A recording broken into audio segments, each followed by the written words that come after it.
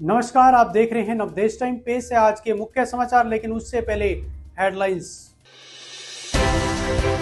कृषि मंत्री श्याम सिंह राणा ने किया सरसों की सरकारी खरीद का शुभारंभ।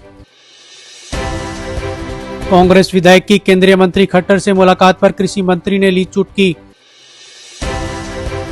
मारपीट मामले में आरोपियों की गिरफ्तारी को लेकर प्रदर्शन, पूर्व सांसद भी हुए शामिल। अब खबरें विस्तार से।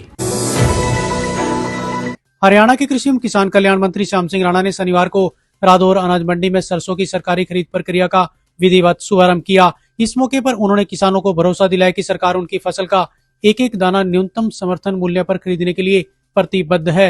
इस मौके पर मंत्री राणा ने किसानों से फसल विविधीकरण अपनाने का आह्वान किया।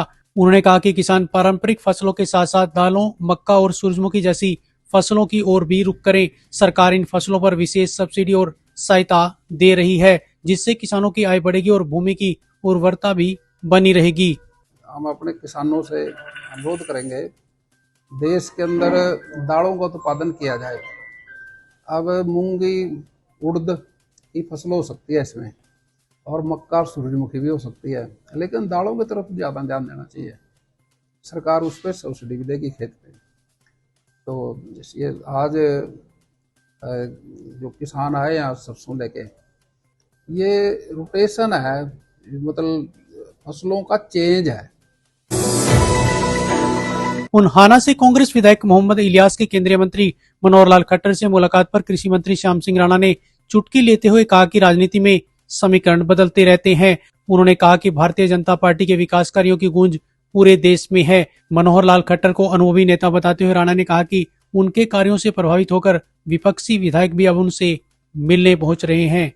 क्यों राजनीति के अंदर कुछ भी समीकरण मिलते हैं, लोग अपने अपने समीकरण लगा के मिलते हैं।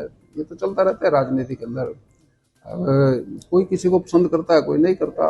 अब देश के अंदर भारतीय जनता पार्टी के विकास की बात है, संगठन की बात है, वो सारी पार्टियों को बात समझ में आ गई। भाई भारतीय जनता पार्टी कार्यकर्ता का सम्मान करती है, एमएलओ का भी सम्मान करती है, मंत्रियों का सम्मान करता है। हमारे प्रधानमंत्री जी और मुख्यमंत्री जी इस बात पे विशेष ध्यान रखते हैं। दिन फिक्स कर रखे विधायकों के भी, मंत्रियों के भी और कार्यकर्ताओं के भी। तो इसलिए भारतीय जनता पार्टी, चाहे पार्टी तो किसी का भी विधायक हो, उन सब विधायकों की बात भी सुनी जाती है। मैं समझता हूँ भाई अपने खट्टर साहब हमारे बहुत अनुभव वाले केंद्र के मंत्री हैं, पहले मुख्यमंत्री रहे, बड़ी योजनाएं चलाई, उनका असर है, इसलिए लोग उनसे मिलने के लिए जाते हैं। पत्रकार व आरटीआई एक्टिविस्ट मारपीट मामले को लेकर चल रहा आंदोलन अब तेज होने लगा है। आज बड़ी संख्या में पत्रकारों, सामाजिक संगठनों और आम लोगों ने सचिवालय पहुंचकर आरोपियों की गिरफ्तारी की मांग उठाई।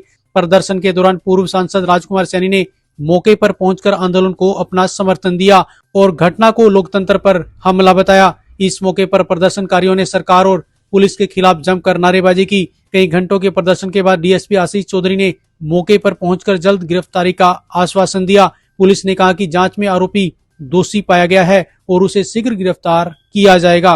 मेरी खुद की जमीन 40 एकड़ 40 फुट नीचे पहुंचा दी है खोद करके, और इन बच्चों को इंसाफ मिलना ही चाहिए।